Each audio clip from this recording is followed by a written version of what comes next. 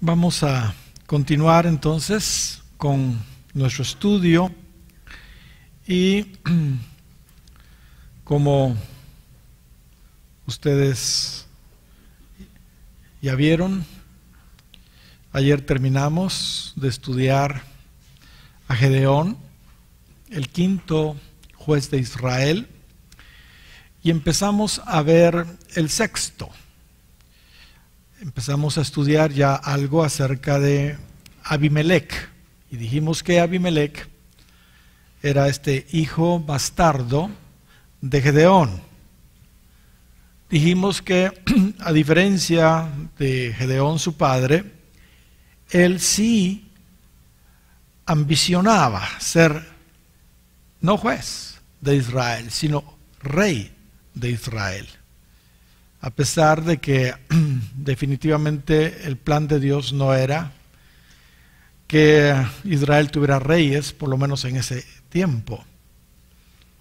Y para lograr sus propósitos, Abimelec, con la ayuda de hombres malvados de Siquem, de donde era su madre, mató, recuerdan ustedes, a sus 70 hermanos de padre.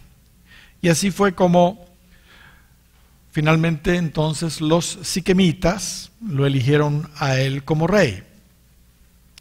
Pero estuvimos poniendo especial énfasis en la parábola o alegoría de Jotam, quien, como estuvimos viendo, logró escaparse de esa masacre de Abimelec cuando mató a todos sus hermanos. Estuvimos viendo en esa alegoría que aquellos que tienen un genuino llamado ministerial, sobre todo a un ministerio primario, no se deben rebajar a ser gobernantes de un país, sencillamente porque ese no es el llamado que el Señor les ha hecho. Dijimos que Dios todo lo hace hermoso en su tiempo y los justos finalmente reinarán con Cristo en el milenio. Dijimos que Abimelec, la zarza, como estuvimos viendo según la alegoría de Jotam, es una figura del anticristo. Y dijimos que el anticristo, igual que Abimelec, vendría no en el nombre de Dios, sino en su propio nombre. Y citamos, por último, Juan capítulo 5 y versículo 43, donde está esa declaración: yo he venido en nombre de mi Padre, dijo Cristo, y no me recibís.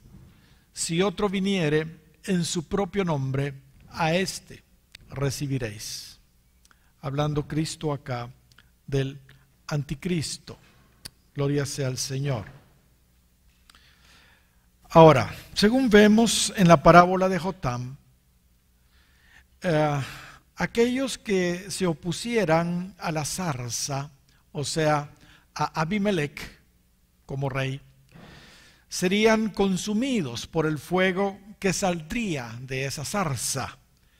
Recordemos lo que dice el capítulo 9 y versículo 15. Y la zarza respondió a los árboles: si en verdad me elegís por rey sobre vosotros, venid, abrigaos bajo de mi sombra, y si no, salga fuego de la zarza y devore a los cedros del Líbano. Qué tremendo.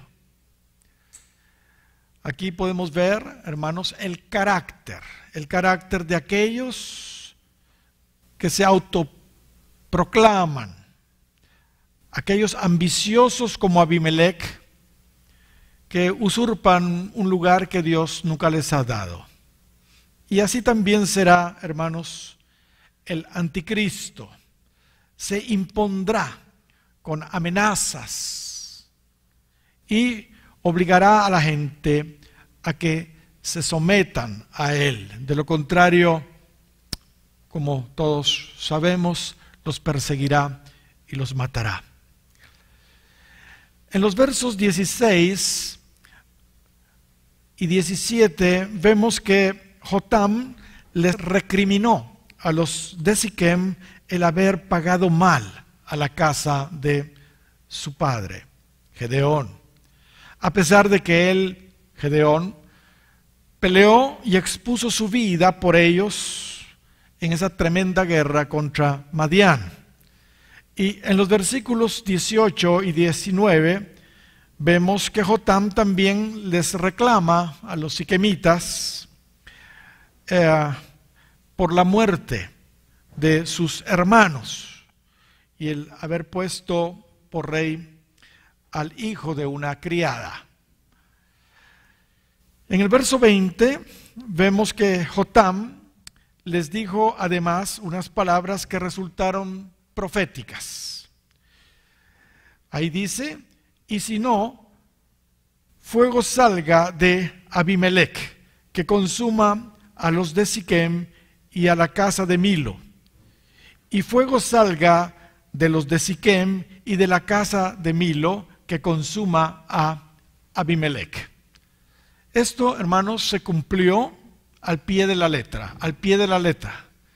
Pues como estaremos viendo más adelante en los versos siguientes, los de Siquem y Abimelech se terminaron en realidad peleando entre ellos y se cumplió de alguna manera esta profecía de Jotam. En el verso 21 vemos que Jotam, después de decir esa parábola, huyó a Beer por temor a represalias de Abimelech. Muy bien, continuemos. Versos 22 en adelante. Después que Abimelech hubo dominado sobre Israel 3 años, fijémonos en estos detalles, envió Dios un espíritu malo o un mal espíritu entre Abimelech y los hombres de Siquem. Y los de Siquem se levantaron contra Abimelech para que la violencia hecha a los 70 hijos de Jerobbaal y la sangre de ellos recayera sobre Abimelech su hermano, que los mató, y sobre los... Aquí vemos ya lo que mencionamos, que dice el verso 20, el cumplimiento, digamos, el inicio del cumplimiento de esa profecía de Jotam. En primer lugar, vemos aquí que Dios no permitió, como estamos viendo en ese verso 22, no permitió Dios que su reinado, que ese reinado impío, impositivo, fuera largo.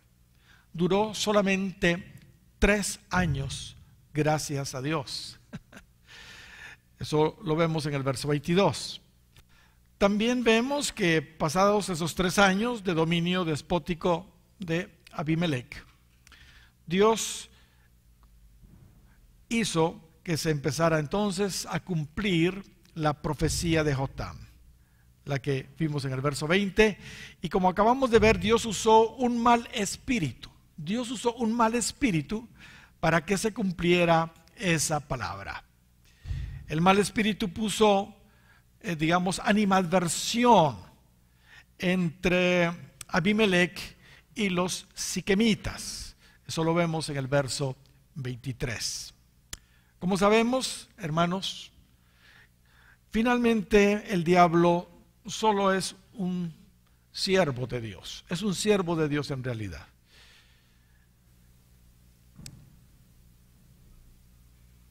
En otros lugares de la Biblia también vemos cómo Dios utiliza al enemigo para cumplir sus planes.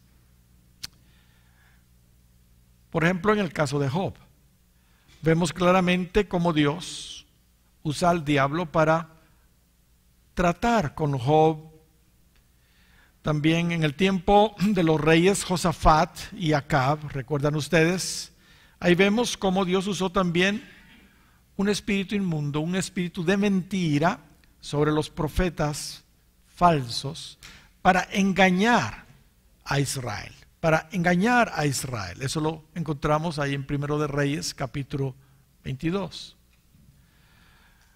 Aquellos que Dios nos ha dado el privilegio de practicar liberación de demonios o guerra espiritual, damos fe de cómo Dios realmente utiliza, hermanos, al enemigo para cumplir sus planes, sus propósitos. Aquí en este caso el propósito de Dios era vengar la muerte de los 70 hijos de Jerobaal, tanto sobre Abimelech, quien cobardemente los asesinó, como sobre los siquemitas, quienes lo apoyaron para que ejecutara esta masacre en realidad. En los versos 25 y 26 empezamos a ver la estrategia que Dios permitió que ese mal espíritu usara para acabar con Abimelech y los de Siquem. Los de Siquem pusieron acechadores que robaran a los que pasaban por el camino para desestabilizar, digámoslo así, el gobierno de Abimelech. Además, el diablo levantó a un hombre llamado Gaal, igual de ambicioso en realidad que Abimelech, que los siquemitas apoyaron para derrocar finalmente a Abimelech. Y lo que vemos en los versos 27 y 28 es que los de Siquem, después de cosechar uvas y hacer vino, hicieron una fiesta, una gran fiesta. Y entraron en el templo de sus dioses, comieron y bebieron, y ya embriagados empezaron a maldecir a Abimelech. Gaal, entonces, en medio de esa fiesta, empezó a denigrar también a Abimelech, y no solo a Abimelech, sino a Zebul. Zebul era el gobernador nombrado por Abimelech, ahí en Siquem. Y en el versículo 29 vemos que las intenciones ambiciosas de Gaal se estaban evidenciando. Gaal realmente quería gobernar Siquem en vez de Zebul. Él quería derrocar a Abimelech. Leamos. El verso 29 dice, Gaal dijo esto: ojalá estuviera este pueblo bajo mi mano, pues yo arrojaría luego a Abimelech y diría a Abimelech: aumenta tus ejércitos y sal. Mire las intenciones entonces de Gaal, eran realmente el derrocar a Abimelech. Mi comentario al respecto es lo que el apóstol Pablo dijo a los Gálatas en el capítulo 6 y versículo 7. No os engañéis, Dios no puede ser burlado. Pues todo lo que el hombre sembrare, eso también segará. Porque el que siembra para su carne, de la carne segará corrupción. Eso es lo que estamos viendo acá.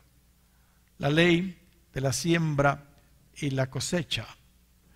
Lo que Abimelech había sembrado, ahora empezaba a cosecharlo con otro igual o peor que él. La verdad es que para un Jacob, uno peor, un Labán. Para un Abimelech, un Gaal. Un Gaal. ¿Saben? Gaal significa abominación, asco, repugnancia, desprecio. Eso es lo que significa. Incluso significa escarabajo.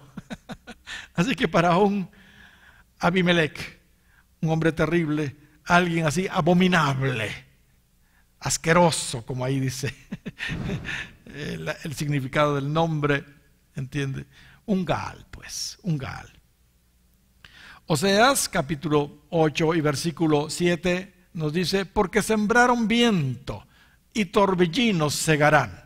O sea, se siembra un poquito, pero se cosecha mucho, ¿verdad? y como se sembró algo malo, imagínense lo que se está recibiendo ahora.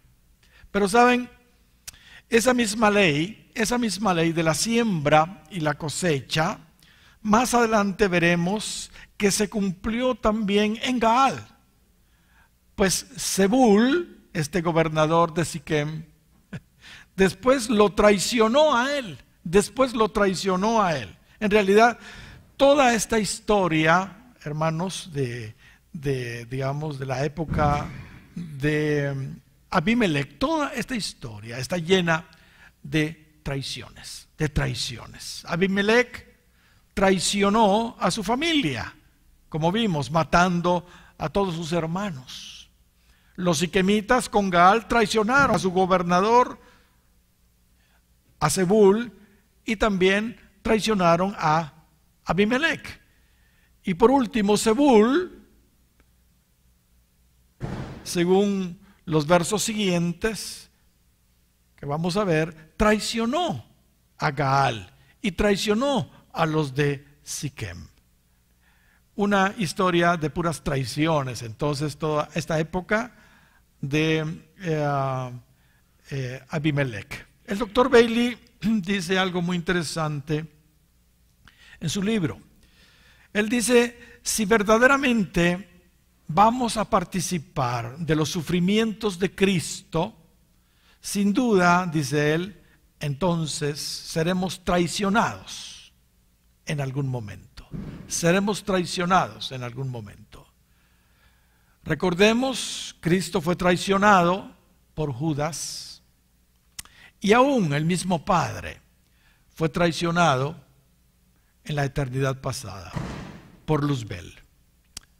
Saben, Dios también permite que todos en algún momento, fíjense bien lo que voy a decir, todos en algún momento seamos tentados a traicionar a alguien, a alguno de nuestros líderes, al pastor, qué sé yo. Todos vamos a ser tentados a actuar como Coré, a actuar como Judas. Todos vamos a ser tentados en ese punto. Pero que Dios tenga misericordia de nosotros y nos libre de hacer semejante cosa. Que Dios nos guarde de hacer semejante cosa. Gloria sea el nombre del Señor. Pero de lo que sí no nos podemos librar es que nos traicionen, dice el doctor Bailey. Que Dios nos libre de traicionar a alguien, dice. Pero de lo que sí no nos vamos a librar, dice él, es que nos traicionen. Si en verdad vamos a ser participantes de los sufrimientos de Cristo. David fue tentado a traicionar a Saúl. Sin embargo, como todos sabemos, no lo hizo. No lo hizo en ningún momento. Eso sí, él no se libró de la traición de su propio hijo Absalón. Que Dios nos dé la gracia, hermanos, a nosotros, para no traicionar a nadie, y también que nos dé la gracia para soportar cuando seamos traicionados.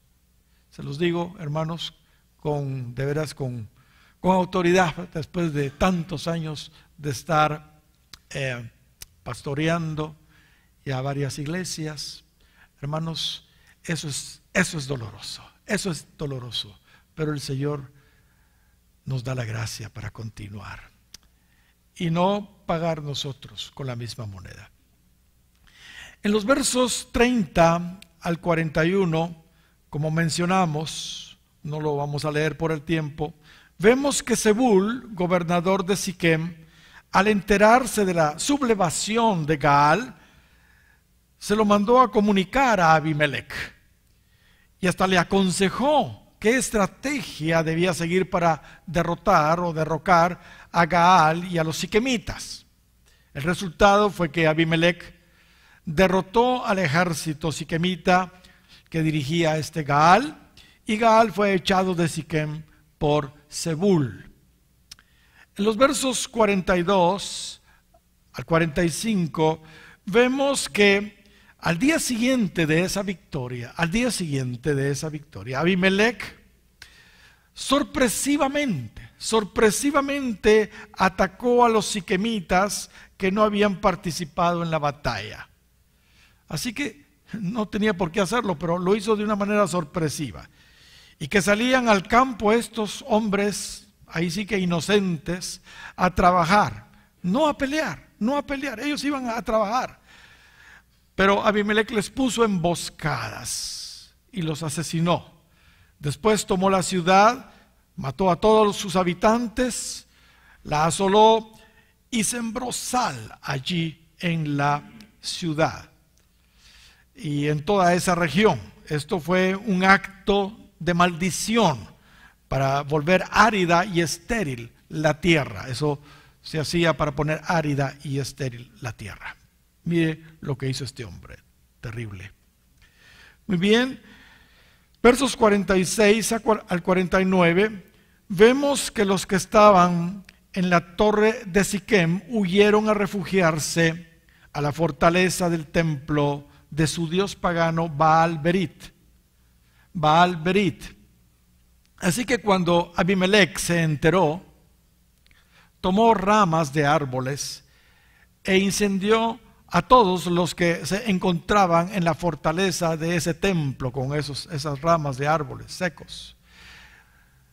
1000 hombres y mujeres murieron allí. Con esta acción de Abimelec se cumplió la primera parte de la profecía de Jotam, ya en su plenitud. De Abimelec había salido fuego y quemó a los siquemitas, pero todavía faltaba la segunda parte. Abimelec debía también ser consumido, en figura por supuesto, por el fuego de los siquemitas. Así que en los versículos 50 al 54 vemos finalmente la muerte de este siniestro personaje llamado Abimelec. Veamos cómo murió Abimelec. Abimelec sitió a toda la ciudad de Tebes. Tebes era aliada de Siquem. Tebes, al igual que todas las ciudades, tenía una torre en medio de la ciudad. Así que los habitantes de Tebes se refugiaron ahí en esa torre, en la parte alta, en el techo de esa torre. Siempre que había situaciones de guerra como estas, donde las ciudades eran tomadas, la gente en última instancia se atrincheraba en las torres de esas ciudades para combatir desde las alturas a sus invasores con lo que tuvieran a la mano, aprovechando, digamos, la ventaja que tenían de estar desde arriba. Y dice el verso 53 que una mujer, fíjese bien, dejó caer un pedazo de una rueda de molino sobre la cabeza de Abimelec y le rompió el cráneo. ¿Qué les parece? Mis hermanos, para un hombre tan perverso, para un hombre tan ruin como Abimelec, un tipo del anticristo, eso era realmente lo menos que se merecía, Y como ya hemos estado viendo anteriormente, morir de una manera como esa para un rey era realmente algo muy, pero muy vergonzoso, Así que Abimelec, en su agonía, en el verso 54, porque estaba muy mal herido, llamó apresuradamente a su escudero y le dijo: saca tu espada y mátame, para que no se diga de mí, una mujer lo mató. Y su escudero le atravesó y murió. Hermanos, y de la misma manera como el malvado Sísara, ¿se recuerdan de él? En los días de Débora, murió vergonzosamente por la mano de Jael, una mujer. Así también este malvado personaje, Abimelec, para deshonra de él, murió por la intervención de una mujer. De todas maneras, se iba a morir. El escudero solo terminó de hacer su obra. La verdad, a mi gusto, hermanos, otra heroína del libro de los Jueces, otra heroína como Débora, otra heroína como Jael, solo que de ella no sabemos su nombre. Gloria al Señor. Muy bien, en el versículo 55 vemos que los judíos, al ver a su líder ya fallecido, muerto, se fueron a su casa. Y los últimos dos versos de Jueces capítulo 9 dicen de la siguiente manera: así pagó Dios a Abimelech el mal que hizo contra su padre, matando a sus 70 hermanos. Y todo el mal de los hombres de Siquem lo hizo Dios volver sobre sus cabezas. Ley de la siembra y la cosecha, ¿verdad? Y vino sobre ellos la maldición de Jotam, hijo de Jerobaal. La ley, sin duda, como dije, de la siembra y la cosecha. ¿Saben? Este supuesto juez, porque no lo fue realmente, fue un rey que se autonombró, se autopromocionó, un hombre ambicioso. Nunca peleó contra los enemigos de Israel. Nunca peleó contra los de Mesopotamia. Nunca peleó contra los moabitas. Nunca peleó contra los amonitas. Nunca peleó con los amalecitas o los madianitas, cananeos, filisteos, etc. Su pleito fue contra sus mismos hermanos. Pensemos bien en esto, hermanos, porque eso es el espíritu del anticristo. Ese es el espíritu del anticristo. Su vida giró alrededor de la ambición y la traición. El que tenga oídos para oír, oiga. ¿Saben? Cuando hombres perversos o hermanos entre comillas nos están atacando injustamente, les doy un consejo: no nos venguemos nosotros, dejemos que sea Dios quien nos defienda. Hermanos, vamos a recibir muchos ataques, muchas traiciones, pero no nos venguemos, dejemos que sea Dios quien nos defienda. Él dijo en Deuteronomio capítulo 32 y versículo 35: mía es la venganza y la retribución. A su tiempo su pie resbalará, porque el día de su aflicción está cercano. Y lo que les está preparado se apresura. Hermanos, no nos venguemos nosotros. La venganza es del Señor. El consejo de Pablo es ese mismo. Exactamente. Miren lo que dice Romanos, capítulo 12 y versículo 19. Pablo dice: no os venguéis vosotros mismos, amados míos, sino dejad lugar a la ira de Dios, porque escrito está: mía es la venganza, yo pagaré, dice el Señor. Amén. Dejemos que sea Dios el que actúe y no actuemos nosotros. Debemos clamar como el salmista clamó ahí en el 94 de los Salmos y versículo 1. Jehová, Dios de las venganzas. Jehová, Dios de las venganzas. Dios de las venganzas, muéstrate. Jehová, Dios de las venganzas. Dios de las venganzas, repite, muéstrate. Esa debe ser nuestra oración y nuestro clamor. Amén. Gloria al Señor. Capítulo 10 de Jueces, y el siguiente juez que nos corresponde es Tola. Yo les había dicho, vamos a terminar con Abimelech y vamos a entrar a Jefté. Por supuesto que vamos a llegar a Jefté. Es que Tola y Yair los pasamos en medio minuto.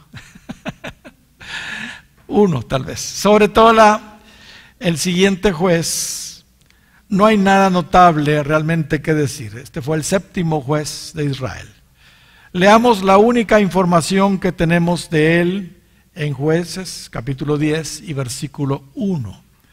Después de Abimelech se levantó para librar a Israel Tola, hijo de Fua, hijo de Dodo, varón de Isaacar, el cual habitaba en Samir, en el monte de Efraín, y juzgó a Israel 23 años, y murió y fue sepultado en Samir. Punto y aparte, sin comentarios. Yair, el 8º juez. De Yair se dice que tuvo 30 hijos, y que cabalgaban sobre 30 asnos. Se sugiere también que ellos ayudaron a su padre a gobernar sobre 30 ciudades en la región de Galaad. Parece ser que la influencia de Yair en ese entonces no fue sobre todo Israel, sino solo sobre el área de Galaad, al este del Jordán. Jueces capítulo 10 y versículo 3 dice: tras él se levantó Yair Galaadita, el cual juzgó a Israel 22 años. Este tuvo 30 hijos que cabalgaban sobre 30 asnos, y tenía 30 ciudades, que se llamaban las ciudades de Yair hasta hoy, las cuales están en la tierra de Galaad. Y murió Yair y fue sepultado en Camón.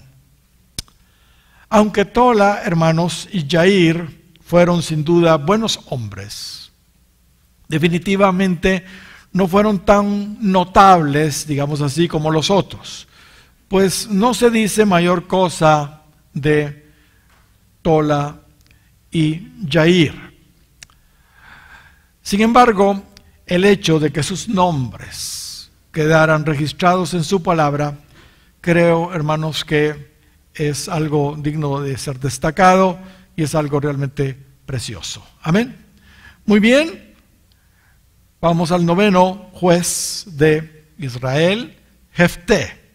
Jefté. Con Jefté volvemos a ver nuevamente el ya famoso, hermanos, ciclo de rebelión, clamor, gobernante, liberación y reposo.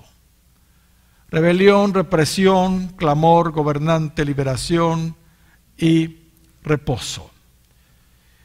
Y no nos cansamos de decir, hermanos, que lamentablemente su pueblo no aprende de la historia. No aprende de la historia.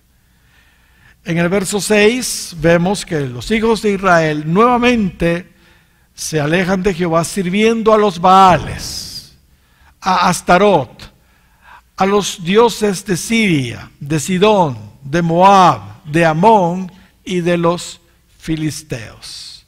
Mire qué terrible. Y como en ocasiones anteriores, hermanos, Dios los entregó en manos de sus enemigos. Esta vez los entregó en manos de los filisteos y en manos de los amonitas. En manos de los filisteos y en manos de los amonitas. Ahí encuentran ustedes Amón del lado derecho y los filisteos están al sur del lado izquierdo. Qué tremendo.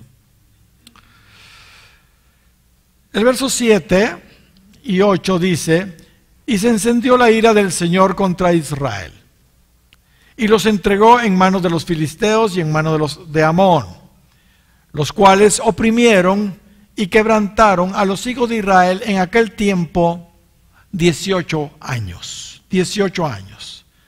A todos los hijos de Israel que estaban al otro lado del Jordán, en la tierra del amorreo que está en Galaad. En esta ocasión, hermanos, fueron aquellas tribus que no quisieron heredar en la tierra de Canaán y que se instalaron del otro lado del Jordán, las primeras en ser quebrantadas por los opresores. ¿Ok? les llegó su turno también a ellos. Ellos como que no querían involucrarse mucho en los problemas de los otros, pero también les llegó su sábado. También les llegó su momento a ellos. Pero en el versículo 9 vemos que los amonitas no solo oprimieron a las tribus del este, o sea, a ellos, sino que cruzaron el Jordán y oprimieron también a Judá, Benjamín y Efraín. Judá, Benjamín y Efraín. Ahí los pueden ver ustedes en el mapa. Estos sí estaban de este lado del Jordán. Es interesante que durante muchos años, las tribus del sur, Judá y Benjamín, no habían sido oprimidas, pero en esta ocasión también fueron subyugadas. Así que también a ellos les llegó su turno, igual que a las tribus del este, del otro lado del Jordán. En el versículo 10 leemos: entonces los hijos de Israel clamaron a Jehová diciendo: nosotros hemos pecado contra ti, porque hemos dejado a nuestro Dios y servido a los Baales. Bueno, como en ocasiones anteriores, Israel se arrepintió y clamó a Dios. Sin embargo, atención a lo que voy a decir. Sin embargo, en esta ocasión vemos que la respuesta de Dios no fue similar a la de las veces anteriores. Y esto realmente nos debe preocupar. En los versos 11 y 12 vemos que Dios les hace un recuento de cómo Él los había librado de las opresiones anteriores. Y les empieza a recordar cómo ellos los había liberado en ocasiones anteriores. Él los libró del cautiverio egipcio, de la opresión amorrea de Og y Sehón, esos reyes, porque antes de conquistar la tierra, de la opresión amonita a través del juez zurdo Ahod, de la opresión de los filisteos por medio de la juez Sambar, de la opresión de los de Sidón por Barak, de la opresión de Amalek cuando recién salieron de Egipto, y la de los madianitas a través de Gedeón. Sin embargo, Dios tiene, hermanos, un hasta aquí. Dios tiene un hasta aquí. Primero les hace un recuento de cómo Él los libró de todas las opresiones anteriores. Les hace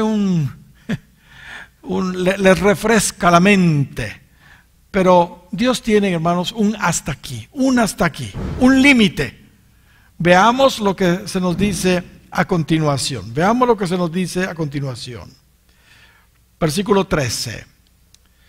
Mas vosotros me habéis dejado. Mire lo que dice Dios. Mas vosotros me habéis dejado y habéis servido a dioses ajenos. Por tanto, yo no os libraré más. Os libraré más. ¿Qué les parece? Andad y clamad a los dioses que os habéis elegido, que os libren ellos en el tiempo de vuestra aflicción. Dios tiene un límite, tiene un hasta aquí.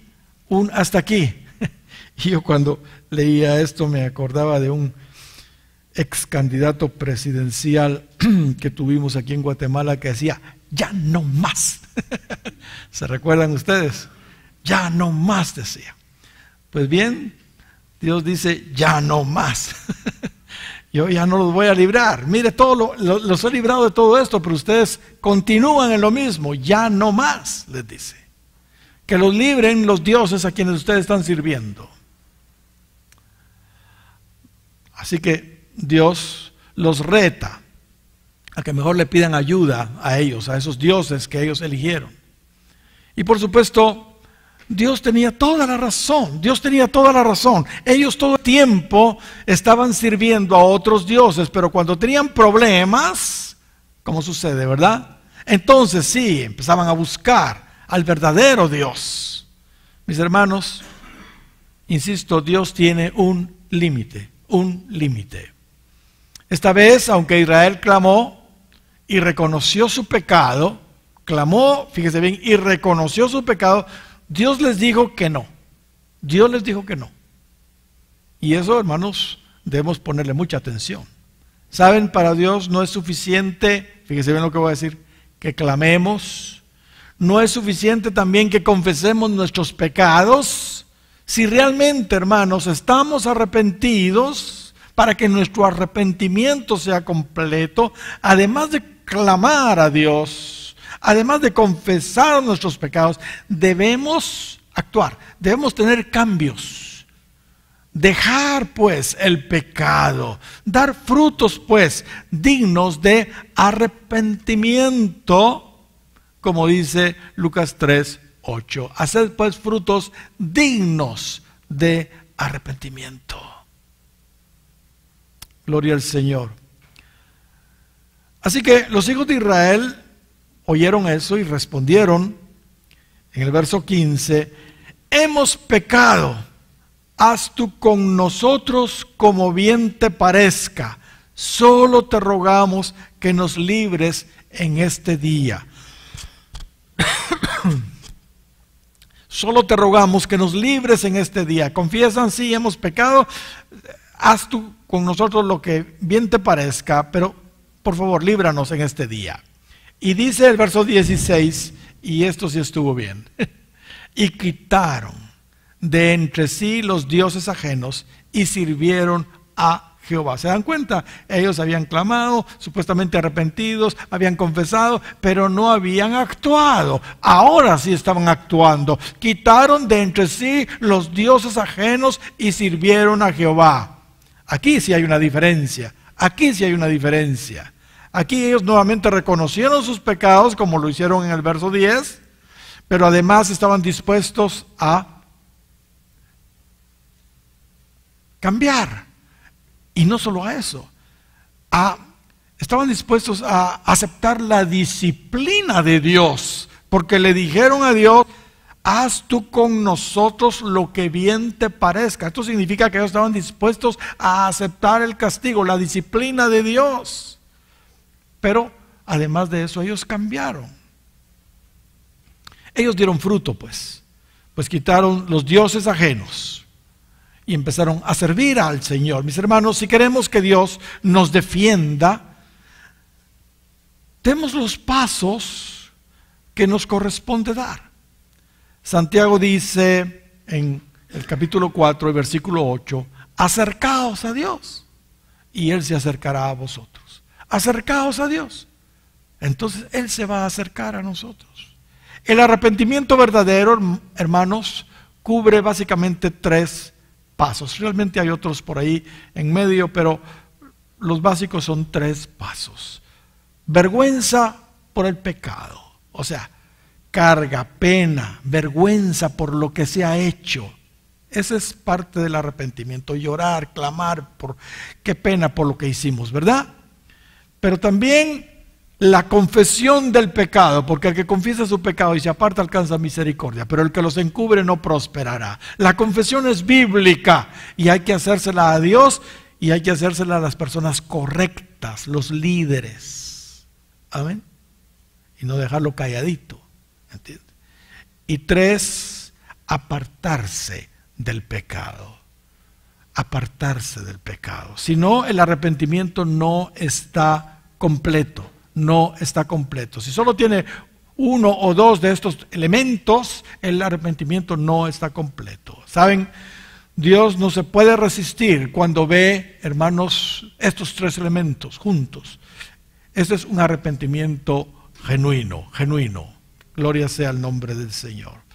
Cuando Dios ve que el arrepentimiento no se queda solo en palabras, sino que también tiene acciones, evidencias de arrepentimiento, entonces Él interviene y se extiende en misericordia.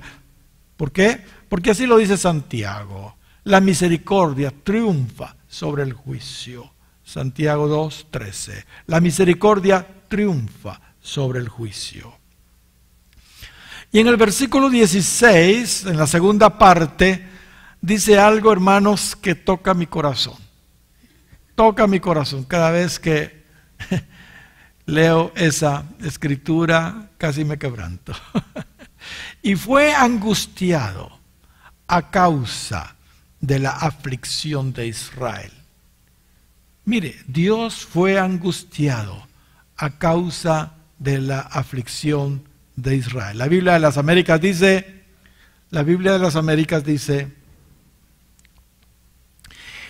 y él no pudo soportar más la angustia de Israel, la angustia de Israel. Mis hermanos, este detalle que aquí se nos presenta es maravilloso.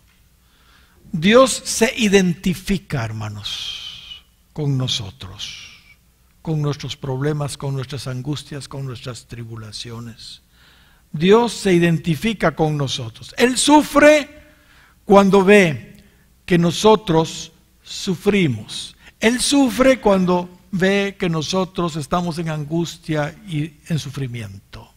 Esto es algo maravilloso, hermanos. De veras que toca mi corazón. Fíjense que la escritura que dice, porque el que os toca, toca a la niña de mi ojo, nos muestra cómo Él se identifica, hermanos. Cuando nosotros estamos siendo atacados, atribulados, estamos siendo, no sé, nos están haciendo daño, qué sé. Dice que estamos tocando la niña del ojo de Dios. O sea, eso es una plena identificación. Pero mientras yo estudiaba hoy por la tarde esto, yo me ponía a pensar en lo siguiente, que lo que realmente ahí está diciéndonos también el Señor es que, ¿qué le pasa a usted cuando le tocan el ojo? Llora. Le salen las lágrimas. Le salen las lágrimas. ¿Entiende? Gloria sea el nombre del Señor. Una vez estaba yo con unos compañeros míos de la escuela bíblica. Dormíamos todos en un mismo cuarto ahí, bueno, y yo estaba ya casi dormido, pero dos de los jóvenes estaban platicando y uno le preguntaba al otro, vos le decía, ¿será que Dios llora? ¿Será que Dios llora? Ah, no, vos, pero Él es Dios, Él no puede llorar, decía el otro, ¿verdad? Y yo, hermano, estaba entre dormido y quería contestarles. Al fin no me aguanté y les dije, sí llora, sí llora, les dije. Y recién yo había estado hablando sobre cómo el Señor se identifica con nosotros y hablando ahí algunas escrituras del profeta Jeremías, el profeta llorón. Pero el punto es que Dios sí, hermanos, Él se angustia en toda angustia nuestra. Amén. Mire lo que dice el 63 de Isaías y verso 9. En toda angustia de ellos, Él fue angustiado. Y el ángel de su faz los salvó, etcétera, etcétera. Pero dice, en toda angustia de ellos, Él fue angustiado. Gloria sea el nombre del Señor. En el versículo 17 vemos que los amonitas acamparon en Galaad para atacar a Israel, mientras que los israelitas lo hicieron en Mizpa del este. Ahí puede verlo usted en el mapa. Y los israelitas que ahora se habían arreglado con Dios y estaban unidos, dijeron, ¿qué es el hombre? ¿Quién es el hombre que comenzará la batalla contra los hijos de Amón? ¿Quién es el hombre que comenzará la batalla contra los hijos de Amón? Él será caudillo de todos los habitantes de Galaad. Él va a ser el caudillo de todos los habitantes de Galaad. O sea, como ya mencionamos, la región de Transjordania. Ahora, el hecho que Rubén Gad y la media tribu de Manasés decidieran quedarse, hermanos, del otro lado del Jordán, y que a estas alturas del partido ya nos caigan un poco mal. No quiere decir que dejaron de ser israelitas, ¿entiende? No quiere decir que dejaron de ser amados del Señor. Acabamos de ver que Dios se angustió por la aflicción de ellos. Lo acabamos de ver. ¿Entiende? Así que tengamos cuidado también con ser tan juzgones. Aquí veremos cómo el Señor también en su misericordia levanta un juez dentro de ellos para librar a Israel de la opresión amonita. Gloria al Señor. Amén. Capítulo 11. En los versos 1 y 2 se nos empiezan a presentar las credenciales de aquel quien sería el noveno juez de Israel. Leamos. Verso 1. Jefté, galaadita, era esforzado y valeroso. Palabras parecidas a las que se le dieron a Gedeón, o iguales. Era hijo de una mujer ramera, y el padre de Jefté era Galaad. Verso 2. Pero la mujer de Galaad le dio hijos, los cuales cuando crecieron echaron a Jefté diciéndole: no heredarás en la casa de nuestro padre, porque eres hijo de otra mujer. ¿Ok? Bueno, qué bien por lo de varón esforzado y valiente, ¿verdad? Qué bien por lo de esforzado y valiente. Pero lo de ser hijo de una mujer ramera, definitivamente no era, a mi gusto, lo más apropiado y lo que yo, si hubiera sido Dios, hubiera escogido para un futuro juez ahí en Israel. Sin embargo, es Dios, como hemos estado viendo en este estudio, quien escoge a las personas. Es Dios quien las escoge. Dice Pablo en el capítulo 9 de Romanos y verso 16, escritura que hemos citado varias veces: así que no depende del que quiere, ni del que corre, sino de Dios que tiene misericordia. Gloria al Señor. Y a pesar de que en el verso 2 vemos que sus medios hermanos, los hijos legítimos, miremos ahí, sus hijos legítimos lo echaron de la casa por ser hijo de una prostituta, por ser un bastardo, y lo que querían era que no heredara con ellos. Dios en su soberanía, hermanos, decidió en su soberanía escogerlo a él. Acabamos de ver, hermanos, a Abimelech, quien también fue un hijo bastardo, el juez apóstata, un tipo del anticristo, ¿entiende? Alguien que Dios nunca escogió para ser juez, mucho menos rey. Fue él quien se autoproclamó a sí mismo. Sin embargo, ahora tenemos aquí a otro bastardo, hijo de una prostituta, de una ramera. Pero en este caso, Dios en su soberanía lo escogió a él para ser el futuro juez de Israel. Porque no depende del que quiere ni del que corre, sino de Dios que tiene misericordia. ¿Cuántos dan gloria al Señor? Creo, hermanos, que la situación de Jefté le da esperanza a muchísimos, le da esperanza a muchos.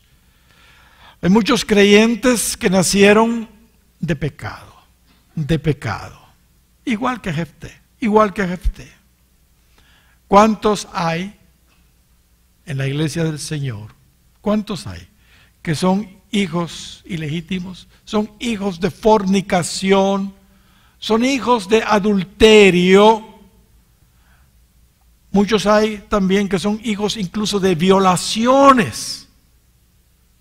Sin embargo, Dios, en su soberanía, los ha llamado a su reino, no solo para ser salvos, sino muchos de ellos incluso son grandes siervos del Señor, grandes líderes dentro del cuerpo de Cristo. Así que la vida de Jefté es una vida, hermanos, que de alguna manera inspira y anima a todos aquellos que han tenido un pasado tremendo. Mis hermanos, es probable que la situación de algunos de ustedes sea así, ¿verdad? Como la de Jefté, hijos ilegítimos, o tal vez como la de Abimelec, también ilegítimo. Ahora pregunto, ¿con quién nos queremos identificar?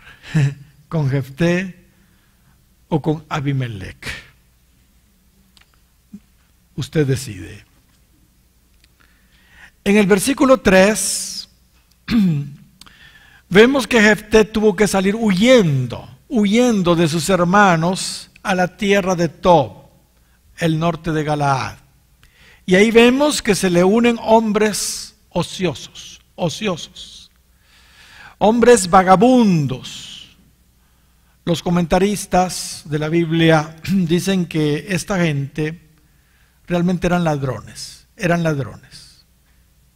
Quizá por la misma situación en que se encontraba Israel en ese entonces políticamente, habían muchas bandas de delincuentes que estaban al acecho del botín que obtenían los enemigos de Israel en sus frecuentes incursiones, ¿entienden? Pues bien, Jefté tuvo que salir huyendo de su casa porque sus hermanos lo echaron y tuvo malas juntas. Se juntó con gente delincuente, pues. Notemos de dónde sacó Dios a este juez, a este próximo juez. Jefté realmente fue un hombre, hermanos, libertino, digámoslo así, libertino. Pero como acabo de mencionar, hermanos, la vida de Jefté da esperanza a muchos. ¿Cuántos, repito, hijos ilegítimos hay que han sido desechados por su propia familia?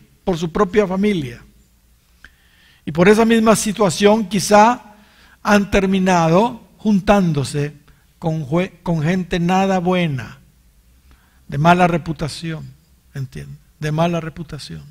Sin embargo, Dios, quien conoce todas las circunstancias, en su presciencia, porque Dios ve el futuro, en su presciencia los vio, los amó, aleluya, y los escogió. ¿Cuántos dan gloria al Señor? ¿Verdad que da esperanza esta historia? Dios incluso aprovecha, fíjese bien lo que voy a decir, Dios incluso aprovecha las habilidades mal encausadas de esas personas y las encausa por el camino correcto. Usa esas habilidades mal dirigidas, encausadas de esa gente y las encausa en el camino correcto. ¿Cuántos han oído de los zelotes?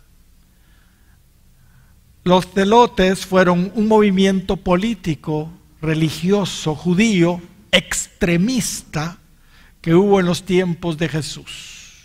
Ellos, entre otras cosas, se oponían férreamente a pagar impuestos a Roma. Este movimiento su fundador fue, de este movimiento, el fundador fue Judas Galileo, 6 años antes de Cristo. Quien se consideraba el sucesor de los macabeos. Los macabeos fueron aquellos casi guerrilleros, celosos de la ley, que se levantaron en armas en contra de Antíoco IV. En ese entonces Antíoco IV intentaba suprimir la religión judía. Esto fue unos 150 años antes de Cristo. Pues de ellos, digamos de ese trasfondo más o menos venían estos, los celotes. Ellos, los celotes, en los tiempos de Jesús, igual eran gente muy celosa y extremistas. Eran religiosos como los macabeos, llegaron a ser realmente unos sicarios. Unos sicarios porque hacían cosas que ya no estaban correctas. Y saben, Jesús tenía dentro de sus discípulos, a un Simón, el celote. Aleluya. Jesús aprovechó, digámoslo así, el potencial de ese hombre mal encausado, pero Él lo encausó ahora y lo redireccionó para bien. Gloria al Señor. Recordemos a David. Cuando David huía de Saúl, hermanos, ¿quiénes fueron sus compañeros? ¿Quiénes fueron sus compañeros? A David se le unieron 400 hombres, pero de aquello de lo peorcito, proscriptos, igual que él, porque él andaba huyendo de Saúl. Pero David sí era bueno. Estos otros eran gente endeudada, afligida, amargada, ¿entiendes? Estaban de veras en pleito con todo el gobierno de Saúl. Gente proscripta, con serios problemas, con la sociedad, ¿entiende? Con la ley. Sin embargo, toda esa frustración que esos hombres tenían, fue encauzada para bien. Y como sabemos, David los trabajó, y de ahí salieron los valientes de David, que gobernaron con él, gloria sea al Señor, cuando finalmente él fue rey, después de Saúl. Así exactamente, hermanos, le sucedió a Jefté. Su vida no estaba nada bien. Sin embargo, hermanos, Dios, al igual que lo hizo con usted y al igual que lo hizo conmigo, lo llamó y lo levantó para su gloria y para su honra. ¿Dicen amén? Mis hermanos, en la elección de Jefté entonces vemos una vez más el mensaje básico, el mensaje principal del libro de los jueces. ¿Cuál es? Y lo vil del mundo y lo menospreciado escogió Dios, y lo que no es, para deshacer lo que es, a fin de que nadie se jacte en su presencia. Gloria al Señor. Afortunadamente nosotros no somos Dios. Ya lo dije, nosotros jamás hubiéramos escogido a alguien como Jefté. Sin embargo, Dios sí lo escogió. Amén. Una vez más debemos citar Romanos capítulo 9 y versículo 15. Tendré misericordia del que yo tenga misericordia y me compadeceré del que yo me compadezca. Así que no depende del que quiere ni del que corre, sino de Dios que tiene misericordia. Dice Daniel capítulo 4 y versículo 17, la sentencia es por decreto de los vigilantes y por dicho de los santos la resolución, para que conozcan los vivientes que el Altísimo gobierna, el reino de los hombres, y que a quien Él quiere da, y constituye sobre Él al más bajo de los hombres. Qué tremenda escritura, ¿verdad? Dios es soberano, hermanos. Aleluya. En los versos 4, 5 y 6 vemos que cuando los amonitas atacaron a Israel, los ancianos de Galaad, en su desesperación, buscaron a Jefté para que fuera su caudillo y los dirigiera en contra de los hijos de Amón. Vamos a leerlo. Aconteció andando el tiempo que los hijos de Amón hicieron guerra contra Israel. Y cuando los hijos de Amón hicieron guerra contra Israel, los ancianos de Galaad fueron a traer a Jefté de la tierra de Tob. Y dijeron a Jefté, ven y serás nuestro jefe para que peleemos contra los hijos de Amón. ¿Y no que lo habían sacado, pues? Así que Jefté les contesta lo siguiente a los ancianos de Galaad: ¿no me aborrecisteis vosotros y me echasteis de la casa de mi padre? ¿Por qué pues venís ahora a mí cuando estáis en aflicción? Si nos damos cuenta, parece ser que los ancianos, no solo la familia, los ancianos también contribuyeron en echar a Jefté. ¿Entiende?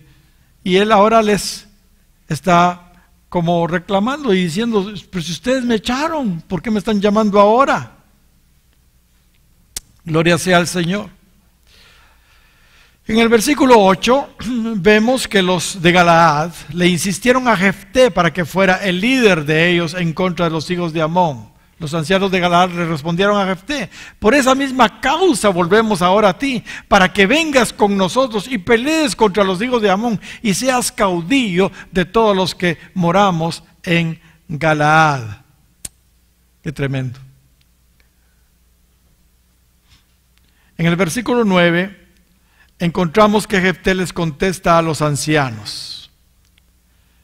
Mire lo que les contesta: si me hacéis volver para que pelee contra los hijos de Amón, y Jehová los entregare delante de mí, ¿seré yo vuestro cautivo? Perdón, ¿vuestro caudillo? ¿Seré yo vuestro caudillo? Bueno, yo no sé si ustedes notan algo ahí, pero ahí se descubre algo en Jefté. Y la verdad, ¿qué podríamos esperar de Jefté con ese pasado, por Dios santo? ¿Entiende? ¿Qué podíamos esperar de él? Después de lo que le había pasado. Pues claramente vemos que él buscaba, hermanos, reconocimiento. Y pregunta si realmente lo aceptarían como su caudillo. Saben, esta actitud es común en aquellos que han sufrido el rechazo. Común en aquellos que han sufrido rechazo. Pero una vez más vemos que Dios en su soberanía escoge aún a aquellos resentidos. Aquellos resentidos, porque vaya si no le reclamó. Acomplejados como Jefté. Así que, hermanos, resentidos y acomplejados, hay esperanza. Gloria sea el nombre del Señor. Por supuesto, el resentimiento, hermanos, de Jefté, las juntas y reputación de Jefté, el deseo de reconocimiento que tenía Jefté, etcétera, no es un buen modelo, por supuesto, para un líder. Pero claramente vemos cómo Dios, en su soberanía, una vez más, usaría lo vil y lo menospreciado. Lo vil y lo menospreciado. En el versículo 10 vemos que los ancianos de Galaad pusieron a Jehová por testigo de que sí lo pondrían como caudillo. Así le dijeron, los ancianos de Galaad le dijeron: Jehová sea testigo entre nosotros si no hiciéramos como tú dices. Ya está mejorando la cosa, ¿verdad?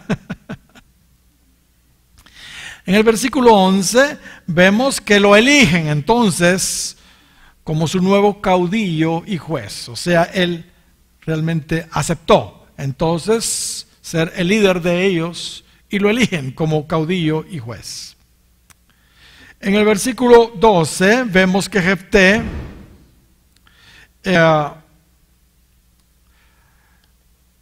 empieza a asumir su cargo de juez y lo hace enviando mensajeros a los amonitas. Y les dice: ¿qué tienes tú conmigo? Les dice a los amonitas, que has venido a mí para hacer guerra contra mi tierra. Aquí ya él, como caudillo, como juez, empieza a asumir su posición y les manda a decir a los amonitas eso. Y veamos lo que le respondieron los amonitas en el versículo 13. Por cuanto Israel tomó mi tierra cuando subió de Egipto desde Arnón hasta Jaboc y el Jordán, ahora pues devuélvenosla en paz. Devuelven, le dicen los amonitas a Jefté. Aquí vemos este argumento de los de Amón, amonitas. Ellos querían que Israel les devolviera su tierra, entre comillas. Pero en realidad, hermanos, estaban haciendo un reclamo inválido, injusto. Así que Jefté entonces tuvo que corregirlos. Jefté los corrige. Y en los versos 14 al 22, una larga porción, vemos que Jefté les explica a los amonitas realmente cómo fueron las cosas. Porque los amonitas les dicen, es que ustedes nos robaron la tierra cuando iban por nuestra tierra y se quedaron con ella, básicamente.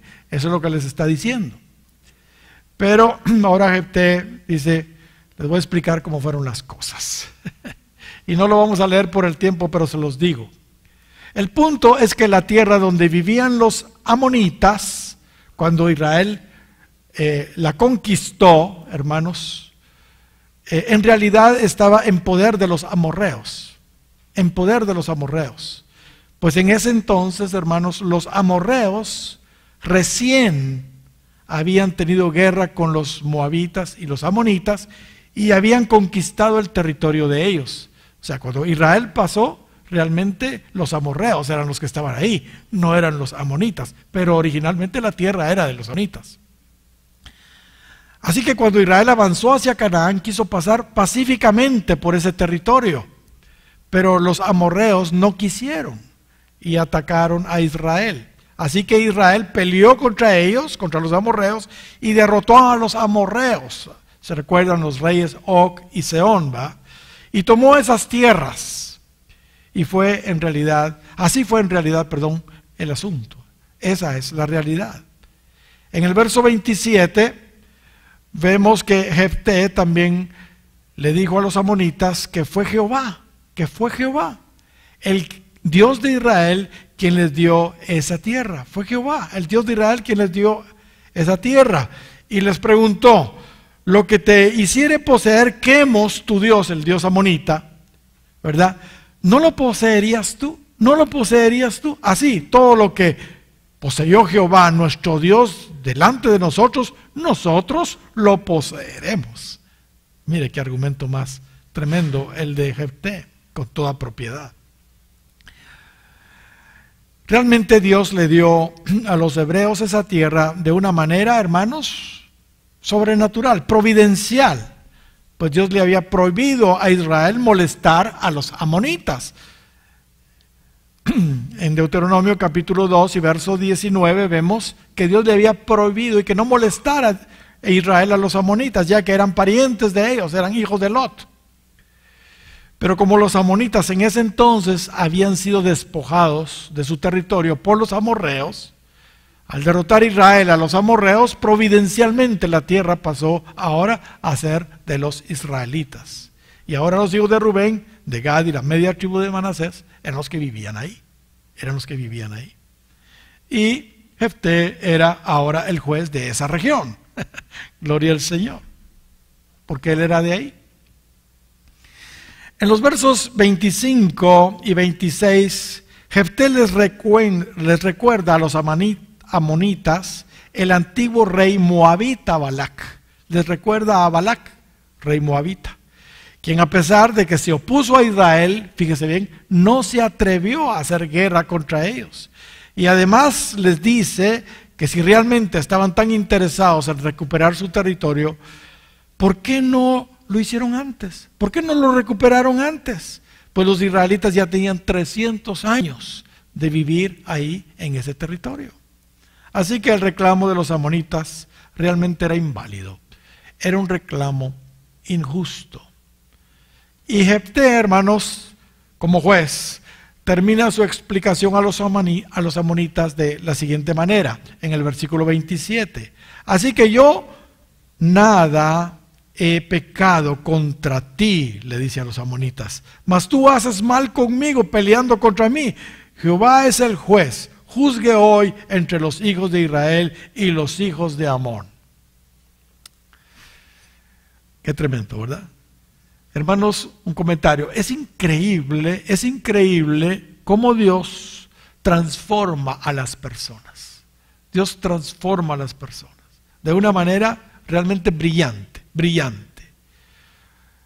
Aquí estamos viendo a Jefté de veras como todo un gobernante.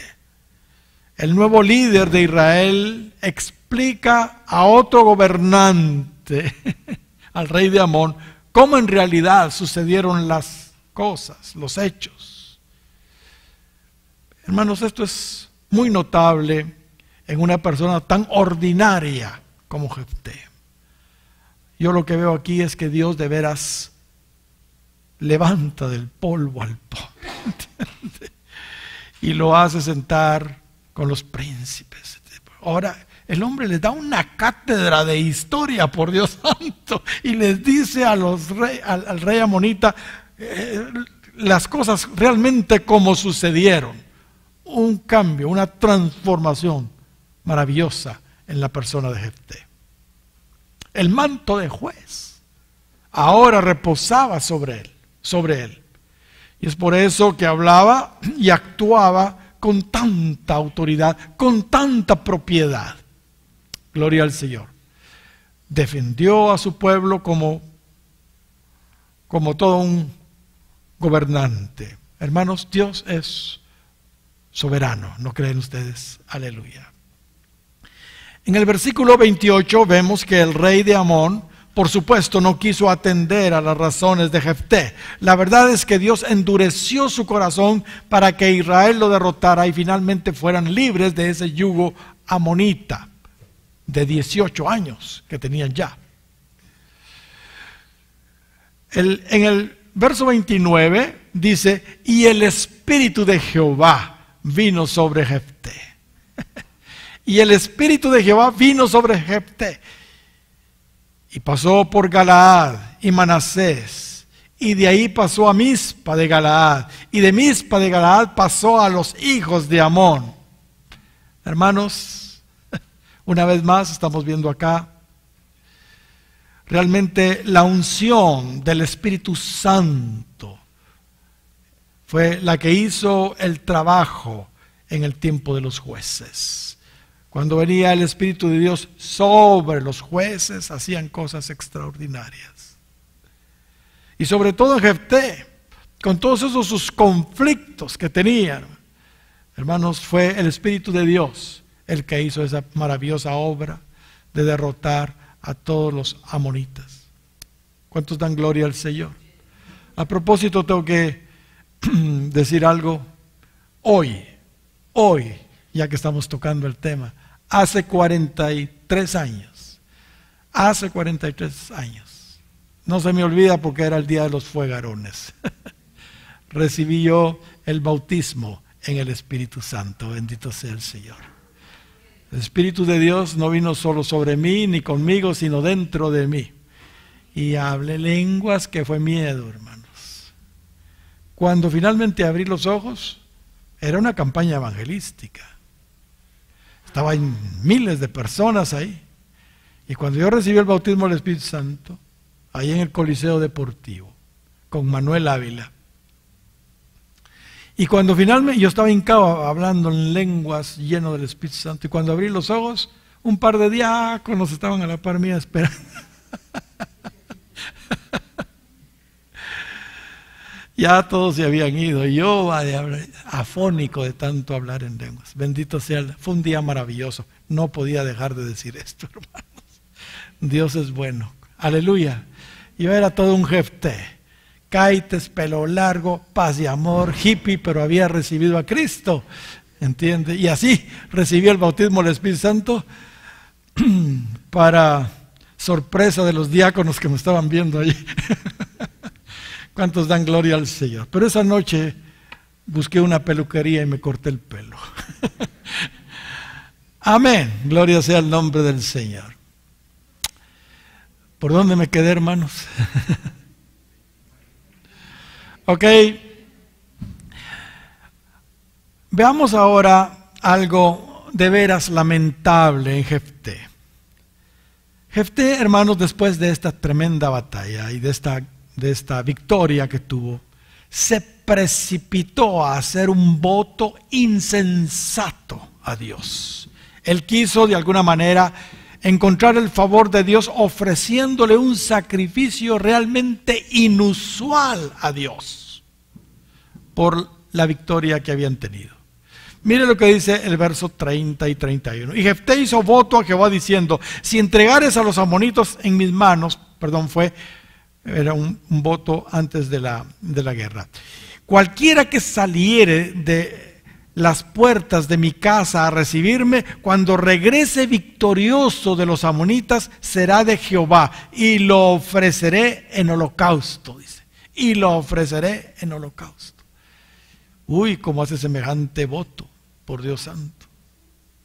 Bueno, en los versos 32 y 33 vemos que Jehová entregó a los amonitas en manos de Jefté, y fueron derrotados con muy grande estrago, dice ahí. Pero sorpresa, miren lo que pasó. Verso 34. Entonces volvió Jefté a Mizpa, a su casa, y he aquí su hija, que salía a recibirle con panderos y danzas. Y ella era sola, hija única, no tenía fuera de ella hijo ni hija. Y cuando Jefté la vio, rompió sus vestidos, diciendo: ay, hija mía, en verdad me has abatido, y tú misma has venido a ser causa de mi dolor, porque le he dado palabra a Jehová, y no podré retractarme. Uy, uy, uy. Hermanos, todos sabemos bíblicamente los votos que se hacen a Dios son irrevocables, deben ser cumplidos. Los votos son como juramentos en realidad. Ahora, hay dos opiniones principales, porque hay más, sobre en qué consistió este voto. Algunos creen que la primera persona que saliera a recibir a Jefté después de la victoria sería consagrada a Jehová y se quedaría soltera al servicio de Dios para el resto de su vida. O sea, no se casaría. Y ellos se basan en los versos 37 y 38 y 39, donde se narra que ella lloró, la hija de Jefté, su virginidad. Y donde se dice también que ella no conoció varón, nunca conoció varón. Esa es la opinión de algunos. Otros creen que este voto sí involucraba ofrecer a la persona en sacrificio. Si esto fue así, que a propósito es lo más probable, Dios no podía estar de acuerdo de ninguna manera con eso.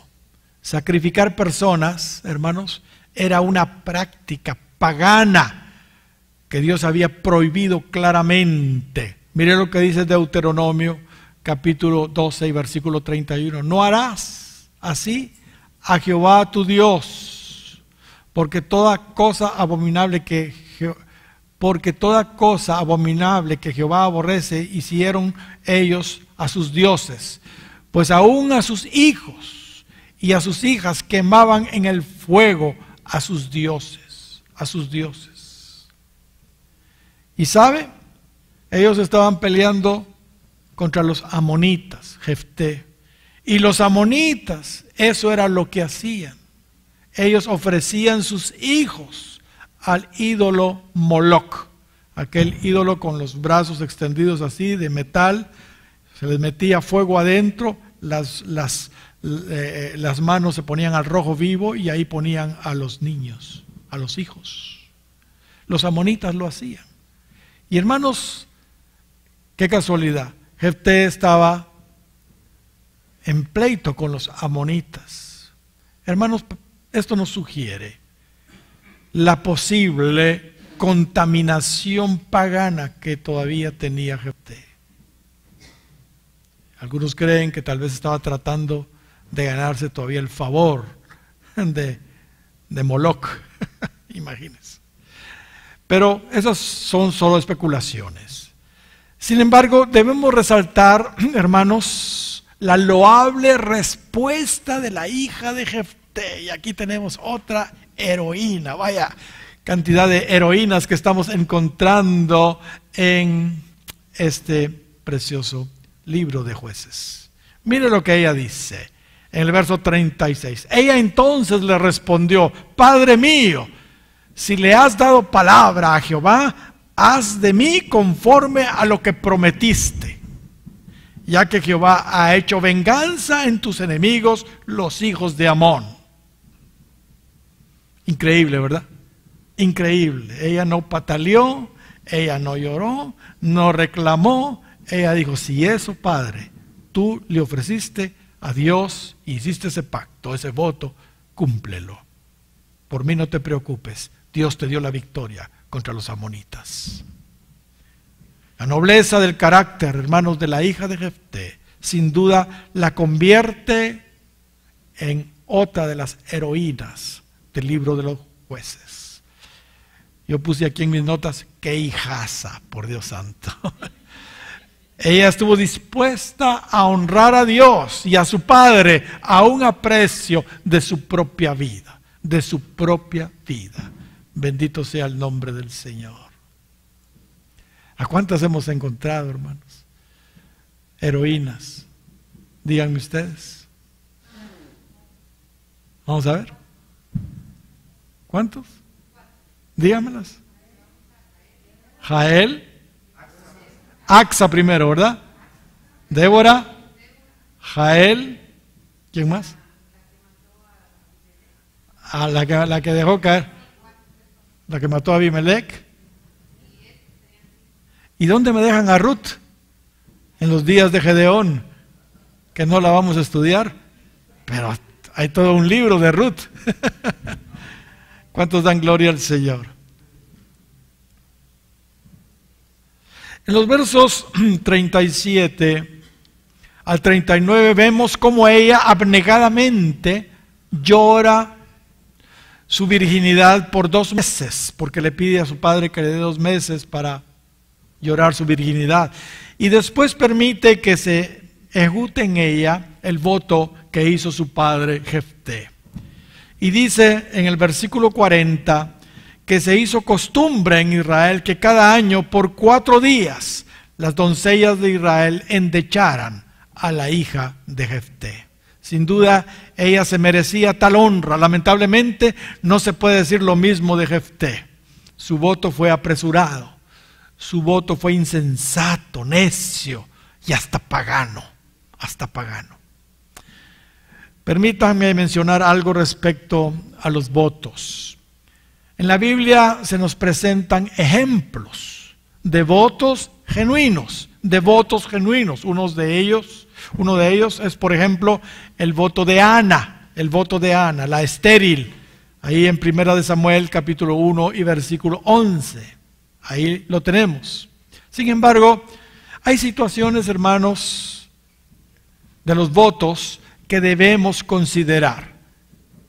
Hay más votos, pero tenemos que ir rápido. Cuidémonos, hermanos, cuidémonos de no hacer voto para presionar a Dios, como para doblarle el brazo a Dios o manipular a Dios. Los votos deben ser por gratitud y no para comprometer a Dios a que haga algo. En el voto de Jefté se nota, la verdad, inseguridad en Jefté. Porque le dice: si me das la victoria contra ellos, entonces yo voy a ofrecer al primero que me salga a recibir. Y le sale a recibir la hija, por Dios santo. ¿Entiende? Pero ahí se nota pues que él todavía estaba negociando el favor de Dios, pues. Él, Jefté, hizo voto para asegurarse la victoria.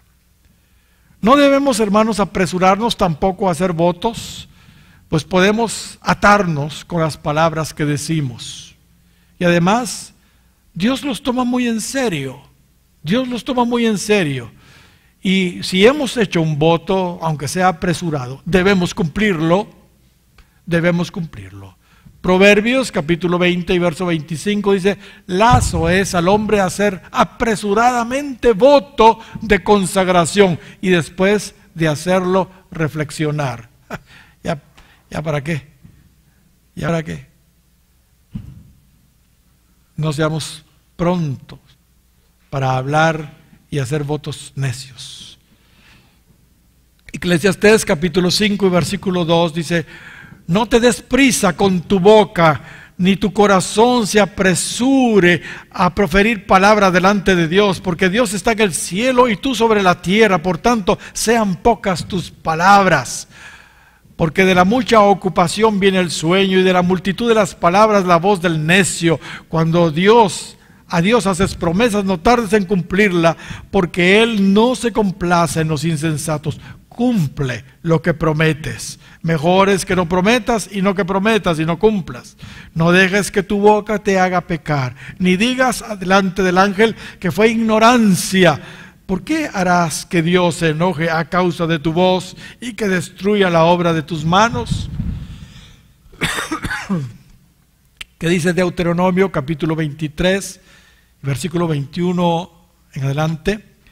Cuando haces voto a Jehová tu Dios, no tardes en pagarlo, porque ciertamente lo demandará Jehová tu Dios de ti, y sería pecado en ti. Y sería pecado en ti. Mas cuando te abstengas de prometer, no habrá en ti pecado. Pero lo que hubiere salido de tus labios, lo guardarás y lo cumplirás, conforme lo prometiste a Jehová, tu Dios, pagando la ofrenda voluntaria que prometiste con tu boca. ¿Somos o no somos cristianos, hermanos? Tengamos palabra. Que nuestro hablar sea sí, sí, y no, no.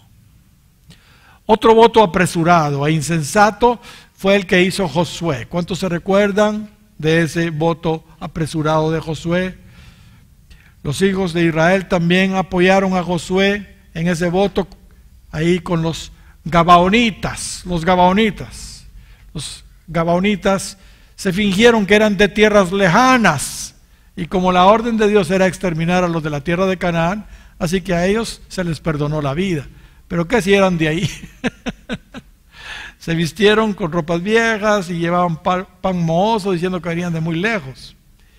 Y el resultado, hermanos, no fue nada bueno ese voto que hizo Josué con ellos. Israel quedó obligado a preservar con ellos, con Israel, a los gabaonitas, siendo que la orden de Dios era exterminar a todos los de la tierra.